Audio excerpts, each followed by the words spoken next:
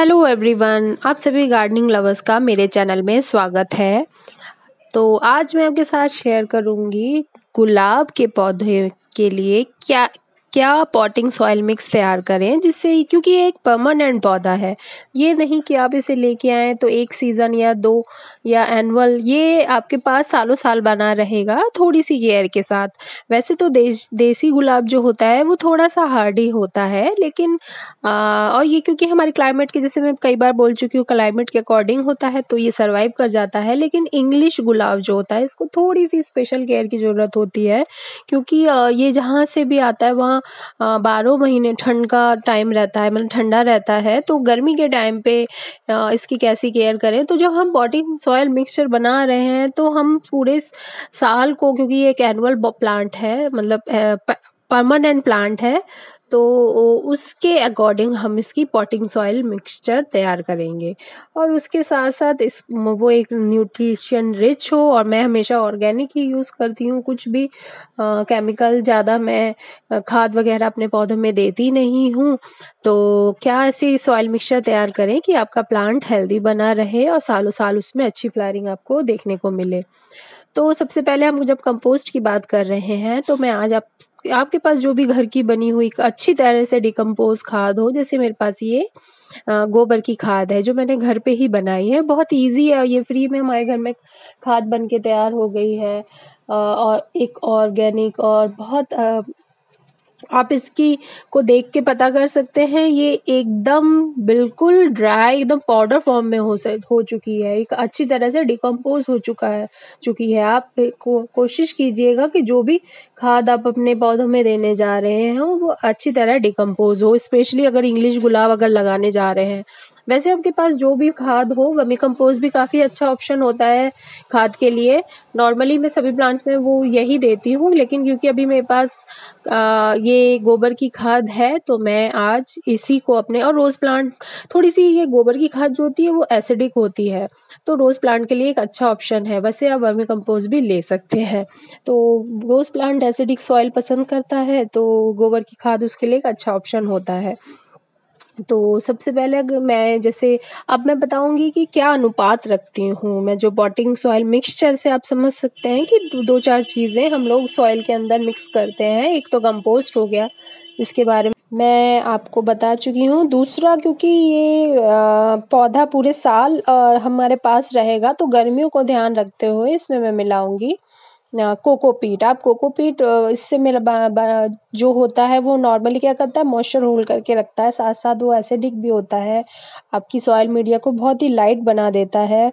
तो स्पेशली रोज़ प्लांट में ही मैं पॉटिंग सॉइल मिक्स में और अपने जो हैंगिंग प्लांटर्स होते हैं उसमें मैं कोकोपीट ऐड करती हूँ। तो अब मैं अगर परसेंटेज बताऊँ, तो मैंने इस टब से ही अगर मैं मेज़र लेके कर रही हूँ, हाँ, तो उस हिसाब से मैंने एक टब लिया है नॉर्मल गार्डन सॉइल, जो अच्छी तरह से सोलराइज है, और आप देख सकते हैं एकदम कोई भी ढेला वगैरह नहीं है। वो सारे ढेले वेले तोड़ के मैंने अच्छे से अपनी जो सॉइल है उसको लिया है, एकदम भुरभुरी है सॉइल जो है। और उसके साथ ही मैंने इसमें आधा टब लिया है कोकोपीट, और 1/4 से थोड़ा ज़्यादा मैं इसमें दे रही हूँ काऊ डंग मैन्योर। अब इसमें मैं दे रही हूँ थोड़ा सा फंजीसाइड, क्योंकि जब भी मैं रिपोर्टिंग करती हूँ तो इसमें फंजीसाइड मैं ज़रूर ऐड करती हूँ। और फंजीसाइड के साथ साथ ही मैं अब इसमें दूंगी थोड़ा सा नीम खली पाउडर। ये एक नेचुरल एनपीके भी है, और ये एक नेचुरल फंजीसाइड का भी काम करता है। जब हम एज ए नीम खली पाउडर अपनी पॉटिंग सॉइल मिक्सचर में मिक्स करते हैं, तो काफ़ी लंबे समय तक हमारा जो सॉइल मिक्सचर है वो किसी भी तरह के फंगल वगैरह अटैक वगैरह, छोटे मोटे जो कीड़े वगैरह होते हैं, उससे हमारी सॉइल मिक्सचर सेफ रहती है और इसकी जड़ें हेल्दी होती हैं। तो नीम खली पाउडर मैं हमेशा अपने पॉटिंग सॉइल मिक्सचर में थोड़ा सा ऐड करती हूँ, और उसी के साथ मैं दूंगी थोड़ा सा बोन मील पाउडर। एक मुट्ठी से थोड़ा सा ज़्यादा है, 1.5 मुट्ठी करिए आप सोच सकते हैं, मैं इसमें दे रही हूँ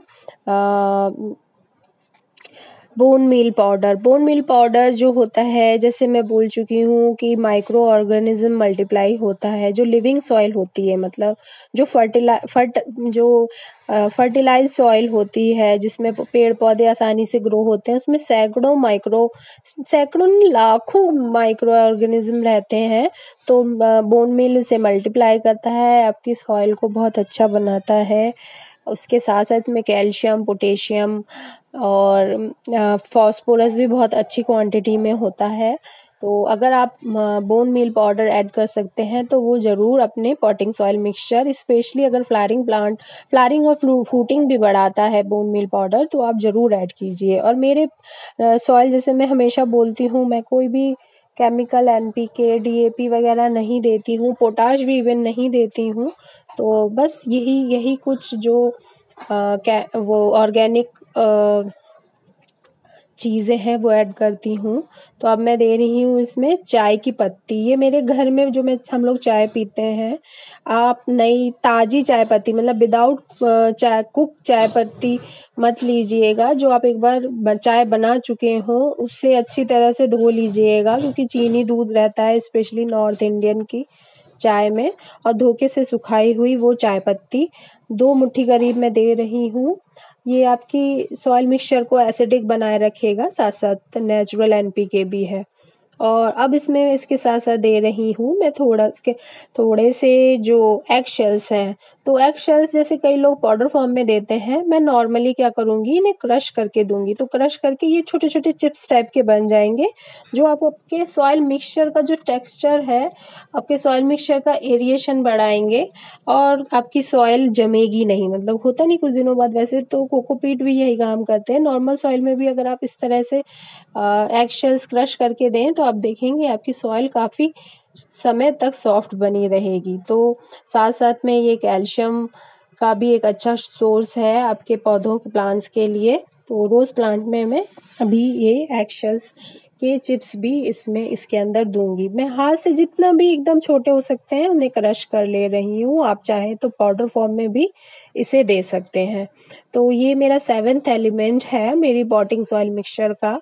तो अब मैं एग शेल्स इसके अंदर देने जा रही हूँ और अब प्रॉपरली इन सभी सातों चीज़ों को मैं अच्छी तरह से मिक्स करूँगी।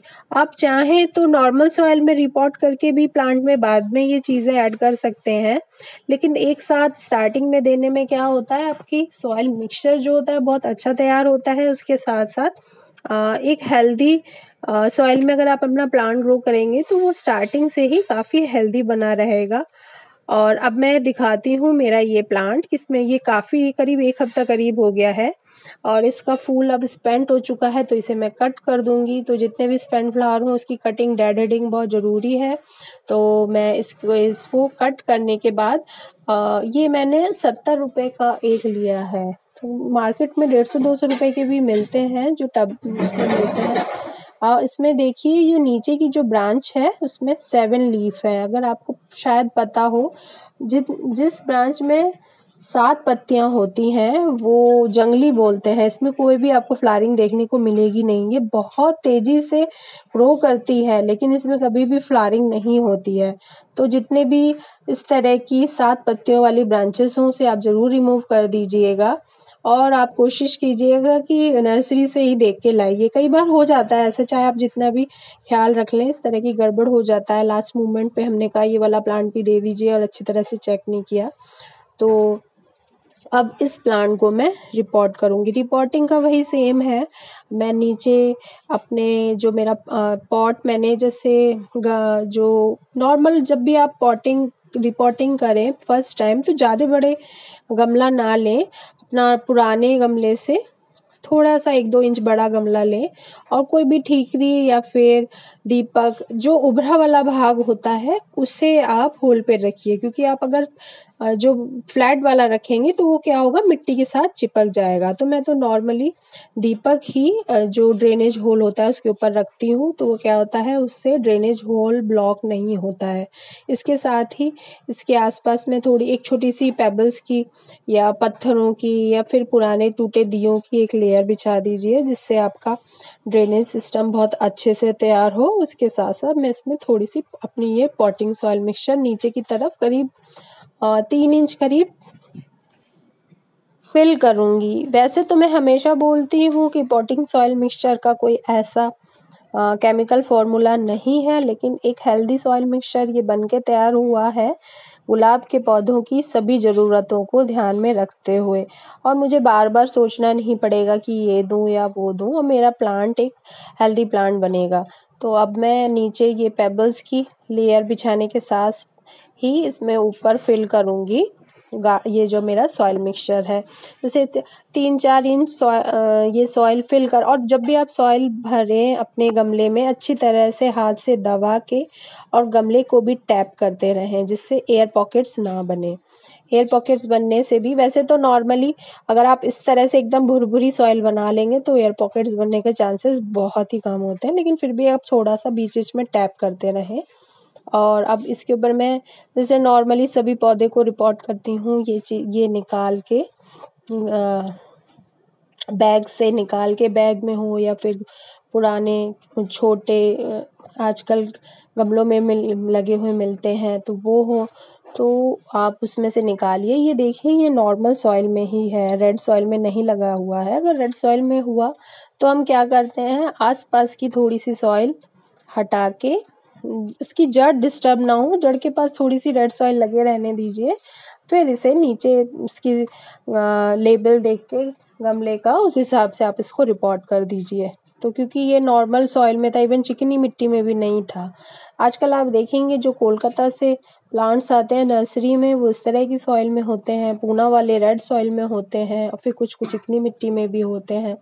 तो ये डिपेंड करता है, बस आप अच्छी तरह से अपने गमले की मिट्टी दबाते हुए अपने पौधे को इसमें रिपोर्ट कर दें। तो जब अब पहली बार अब जब मैं पानी दूंगी तो इस पानी में मैं एप्सम सॉल्ट मिला के इसमें फर्स्ट टाइम वाटरिंग करूंगी, और इतना फर्स्ट टाइम काफ़ी अच्छी तरह से पानी दीजिए जिससे ड्रेनेज होल से बाहर आ जाए। और फर्स्ट एक से 2 दिन ऐसी जगह पर रखिए जिससे 2-3 घंटे की धूप इसे मिले। एकदम शेड में ना रखिएगा क्योंकि ये सर्दियों का टाइम है, या आधे दिन की धूप मिले, फिर 1 दिन के बाद आप शिफ्ट कर सकते हैं। अगर आप मेरे इस चैनल पर नए हैं तो please like, share and subscribe my channel. Thank you for watching my video.